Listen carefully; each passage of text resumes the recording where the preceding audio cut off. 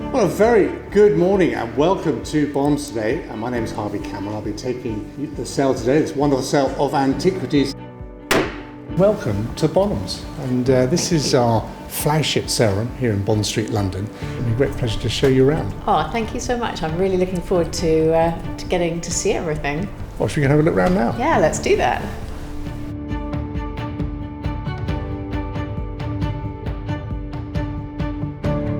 Who's this lovely lady? Well, Sarah, this is Erti Wu. I had the pleasure of auctioning her just a couple of weeks ago in our antiquities sale, where she sold for £400,000. A really rare object, and the most amazing thing about it was in the same collection for 60 years.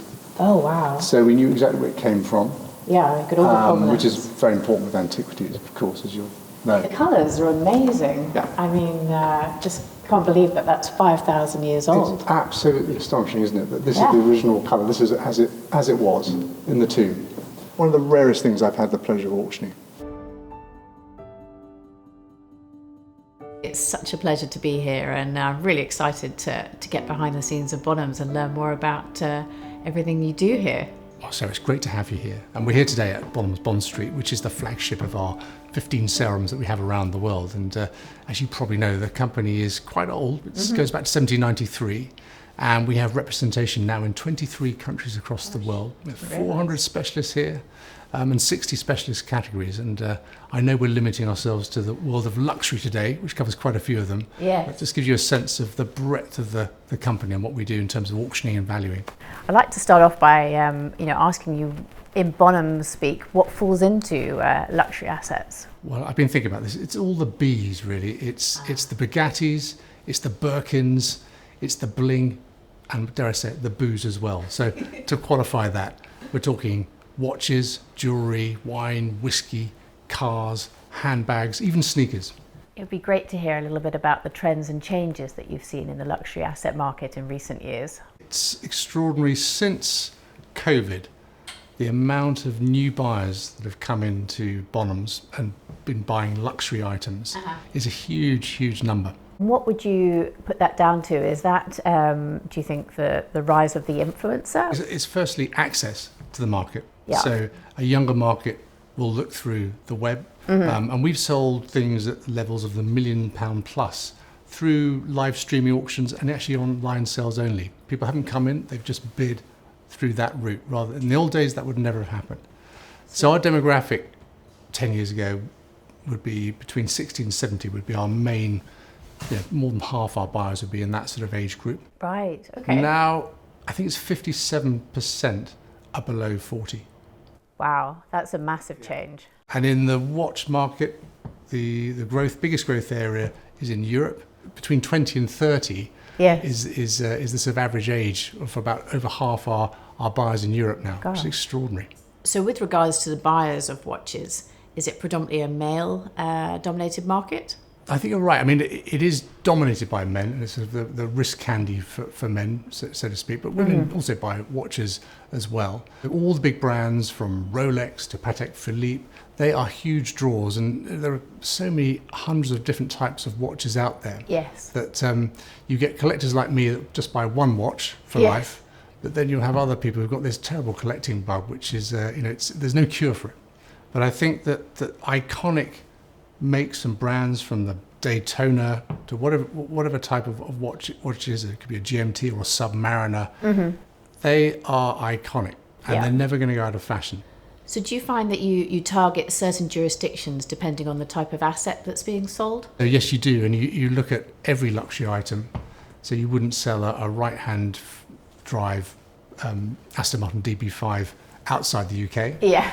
But you might sell coloured gemstones more in Hong Kong than you look at the marketplace for the item, and it depends on the luxury item, really. So are there any challenges that you face when dealing with luxury assets compared to other auction items? That's a great question. I mean, it depends on the category. So if we're looking at cars, for example, if you're buying or collecting cars, you've got to think carefully about the long-term care of that car. Where are you going to store it? Does it need restoration? Are you going to use it? Are you going to race it? And again, with handbags, it's again about condition. Yeah. And you want to take a very, very close look at the condition of the handbag you're buying. You want to check the quality of the leather, the stitching, and crucially that it's got the right serial number that relates to the house where it was originally made. Yes, interesting. And then there's another element, I suppose, is pricing or valuation, which is the key for everything in my book. If we had somebody who wanted to start investing in luxury assets, what advice would you give them? First of all, make sure it is your passion. It's a passion industry. And all great collectors are specialists in their own right.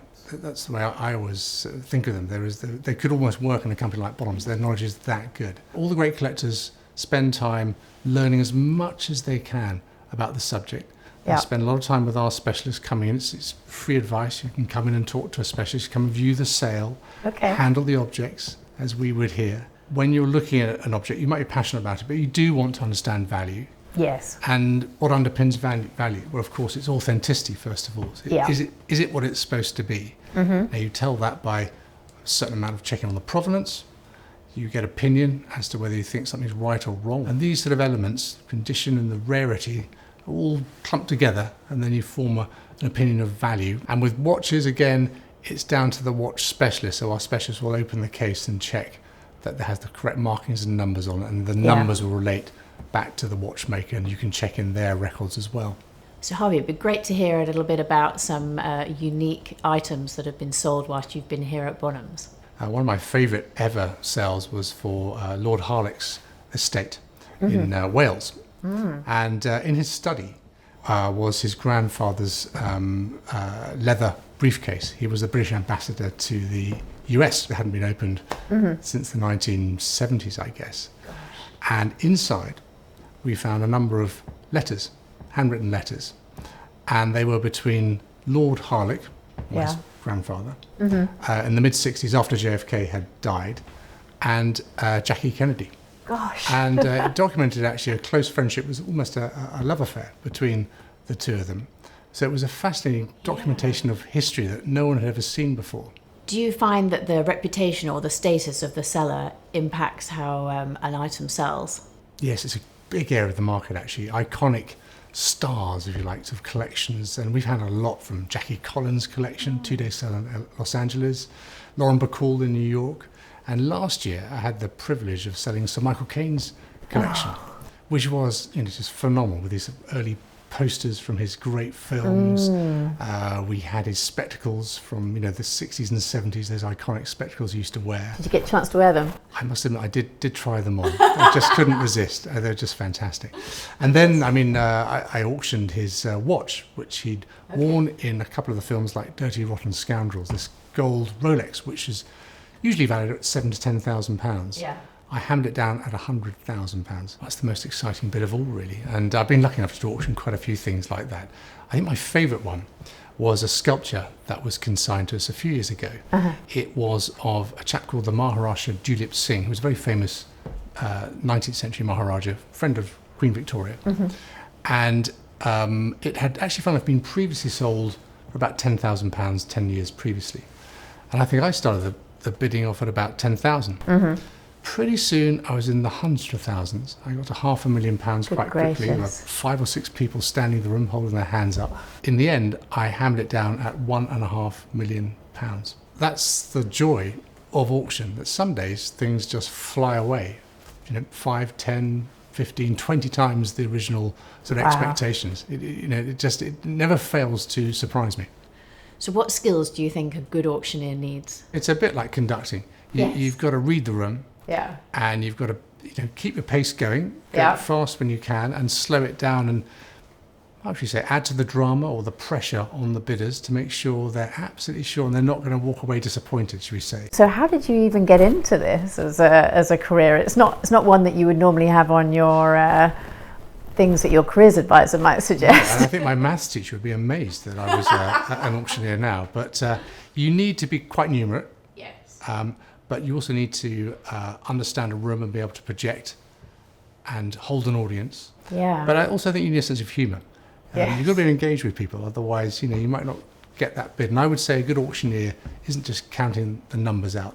No. They're adding value. They're adding 10, 20% onto a lot's value by doing what they do. So for somebody who hasn't bid before, like myself, how would I actually place a bid? You know, if I scratch my head, for example, could that be taken as a bid? Well, people put their hands up. Sometimes they just nod like this. There's all these sort of imperceptible little movements. Some people, particularly people from the trade who we know, have their own idiosyncratic ways of bidding. Okay. But it's very clear to an auctioneer if you're bidding or not, and it's nothing to worry about.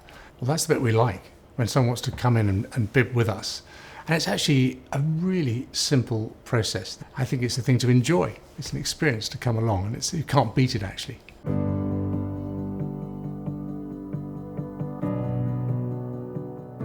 We couldn't end without going into the main gallery here at Bond Street to see where the auctions take place. Well, each week, pretty much, we have a view, and people come in and look at all the artworks, and then we transform it into an auction room, a theatre, where we're going to sell and open the marketplace up to the world. And here we have one of our forthcoming star lots coming up later in the autumn. Well, she is incredibly rare. She is Tibetan.